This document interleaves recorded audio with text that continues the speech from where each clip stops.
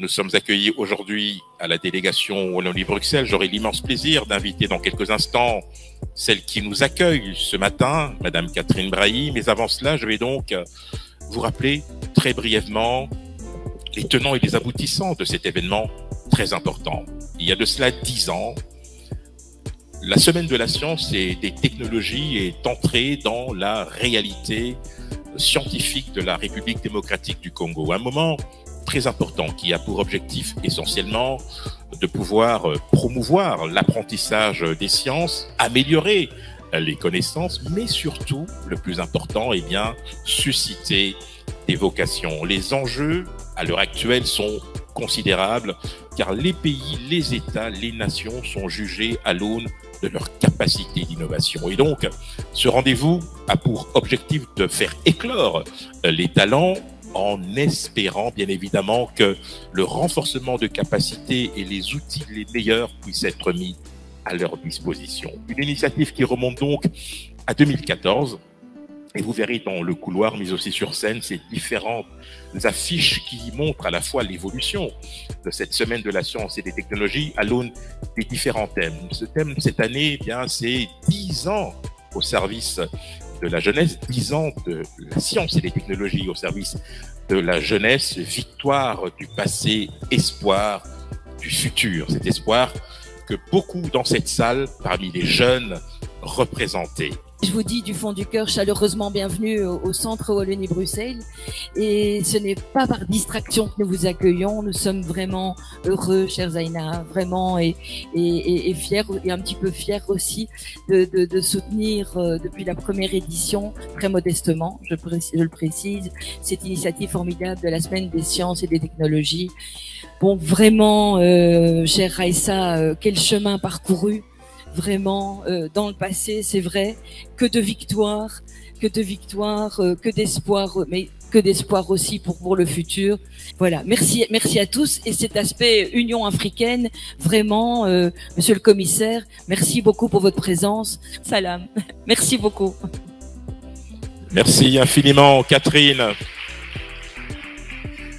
La Semaine de la science et des technologies est une initiative à nul autre pareil, car il faut bien le dire, elle permet, je l'ai évoqué tout à l'heure, de susciter des vocations, améliorer les conditions, mais surtout contribuer à ce qu'il y ait un meilleur apprentissage des sciences. Cette idée a germé dans l'esprit brillant d'une femme de cœur et d'engagement qui n'a eu de cesse de faire de la science son cheval de bataille.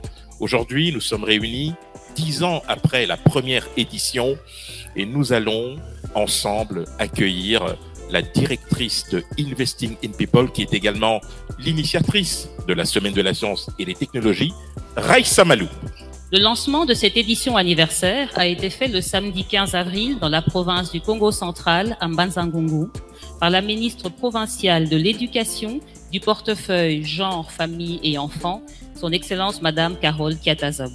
Nous voilà aujourd'hui à Kinshasa pour la deuxième journée de conférence, marquée notamment par la présence de son Excellence Monsieur le Commissaire à l'Éducation, à la Science, à la Technologie et à l'Innovation de la Commission de l'Union africaine, ainsi que par la présence de son Excellence Monsieur le Ministre de la Recherche scientifique et Innovation technologique. La Semaine de la science et des technologies est organisée par notre ASBL Investing in People avec le ministère de l'enseignement primaire, secondaire et technique, le ministère de l'enseignement supérieur et universitaire et le ministère de la Recherche scientifique et Innovation technologique. Comme Henri l'a rappelé, cet événement vise 3 objectifs. Développer en Afrique une culture scientifique et technologique, promouvoir les savoirs et savoir-faire dans ces domaines et surtout susciter des vocations. Chaque année, c'est le même modèle. Des animations scientifiques et des expositions au Village des Sciences, des conférences et selon les années, un concours national. Mais le déploiement change d'une édition à une autre. Cette 10e édition est donc marquée par plusieurs particularités. La première, nous avons réussi à établir un réseau d'une 20aine d'équipes provinciales dans 12 provinces de la RDC qui organisent des activités en parallèle dans leur région. Permettez-moi de citer ces 12 provinces. Le Haut-Katanga, l'Ituri, le Kasaï central, Kinshasa, le Congo central, le Kwilu, le Lomami, Lualaba, Mai-Ndombe, Nord Kivu, Sud Kivu et le Tanganyika. Nous sommes fiers de cette mobilisation nationale faite par les jeunes autour des sciences et des technologies. La deuxième particularité de cette édition est son double marrainage. Nous avons le marrainage institutionnel de l'Union africaine via son Excellence Madame Michel Ndiaye, et nous avons un marrainage sportif avec Maître Nancy Tchaba, vice-championne d'Afrique de karaté. Enfin, nous accueillons plusieurs invités internationaux, parmi lesquels M. Michel Bohiri, que vous connaissez, l'acteur de Côte d'Ivoire. Nous avons le professeur Amadou Wagé, qui est le président de la Société africaine de physique. Nous avons le professeur Ketevi Assamagan, qui est le directeur de l'École africaine de physique. Nous avons le professeur Mamsé Dialé, qui est de l'Université de Pretoria. Nous avons le professeur Claire David, qui est physicienne de particules, le docteur Nourskaf, qui est astrophysicienne et récipiendaire du PIL 2021 du prix L'Oréal UNESCO. Alors je sais, c'est beaucoup de physiciens, mais c'était important pour notre 10e édition que vous soyez là. Merci à toutes et tous d'avoir accepté de partager votre expertise et vos passions avec nous. Pour conclure, je voudrais remercier son Excellence Monsieur le Ministre de la Recherche scientifique et Innovation technologique pour le soutien du ministère depuis la première édition. Je remercie tous les sponsors et partenaires qui accompagnent cette édition anniversaire. Je remercie tous mes invités, je remercie tous nos participants. Je remercie également mon incroyable équipe qui est avec moi depuis 10 ans. Merci à vous d'être ici. Vous avez raison d'être là parce que la Semaine de la science et des technologies contribue à révéler la prochaine génération de scientifiques, ces hommes et ces femmes qui vont accélérer le développement de la République démocratique du Congo et de l'Afrique. Je vais juste dire merci infiniment à Investing in People, particulièrement à Madame Raissa Malou, ainsi que toute son équipe de m'avoir choisi comme marraine pour cette 10e édition. Merci.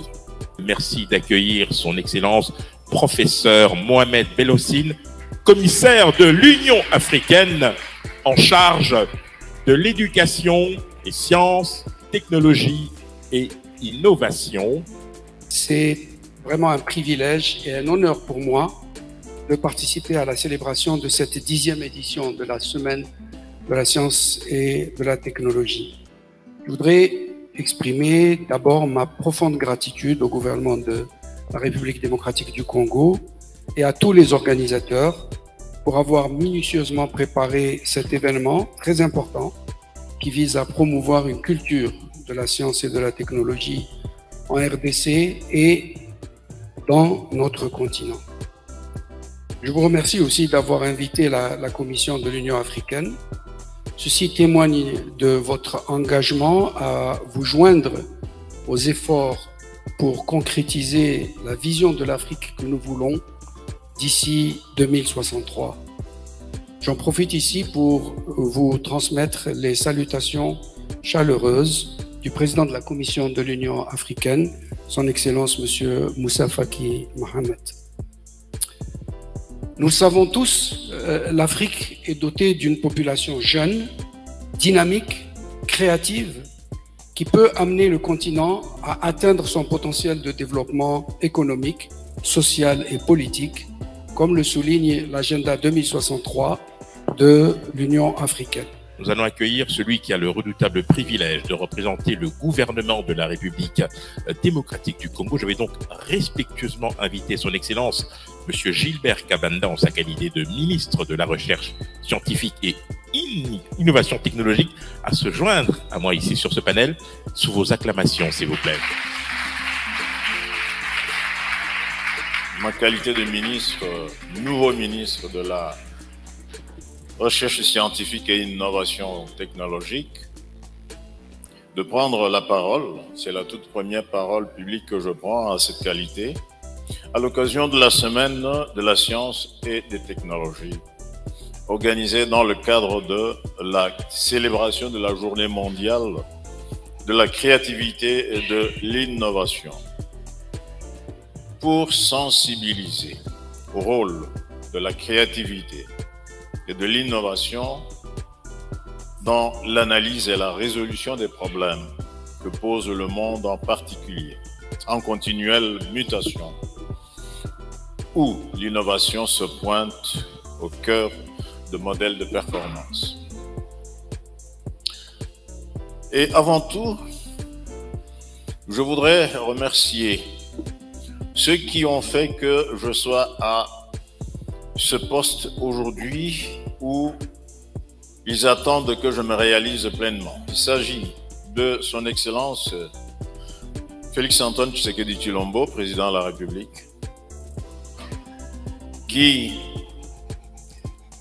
me connaît non seulement comme général, mais aussi comme chercheur, et qui, en cette double qualité, a voulu d'abord me confier les responsabilités de la défense nationale, et ensuite a estimé qu'il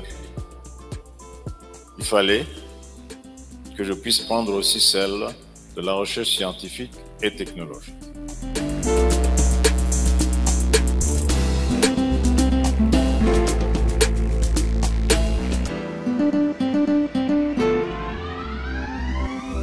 Eh bien, il me revient l'insigne honneur de pouvoir discuter avec la marraine de la 10e édition de la Semaine des Sciences et des Technologies. Et donc, Nancy, pourquoi le karaté? Je suis Nancy Tchabalandou, ceinture noire 4e dan du karaté, entraîneur adjoint de l'équipe nationale du karaté et vice-championne d'Afrique. J'ai aussi fait plusieurs podiums. Pourquoi les karatés? Merci beaucoup. Pourquoi les karatés? Je dirais que d'abord, je suis passionnée du sport et je voulais bien faire le sport dans ma vie. Pourquoi faire le sport? Parce que j'ai rêvé grand. J'ai rêvé de devenir une grande personnalité, qu'on doit parler d'elle dans le monde du sport. Et voilà, aujourd'hui, je suis dans le monde du sport, je suis karatéka. Ça fait 23 ans que je suis dans la pratique des arts martiaux. Le sport, c'est un anti-stress et le sport a tellement de bienfaits qu'il faut pratiquer le sport. Merci bien. Et justement, c'était important pour vous d'être marraine de cette édition. Expliquez-nous. Oui, c'était important, comme le dit Madame Raissa Malou, j'ai toujours l'immense joie de répéter son nom, ça me fait plaisir, de travailler avec elle surtout. Moi, j'ai mélangé les études et le sport. J'ai commencé les sports, j'étais en 4e année primaire. Je suis allée à l'université, je vais vous dire, je n'ai jamais repris d'études. Être scientifique, ce n'est pas facile.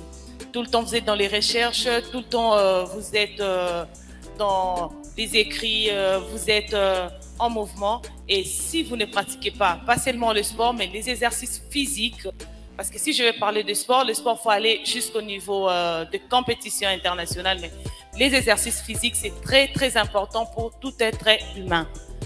Merci beaucoup. Et donc, c'était l'idée de pouvoir transmettre à nos jeunes ce message d'esprit sain dans un corps sain. Tout à fait. Esprit sain dans un corps sain.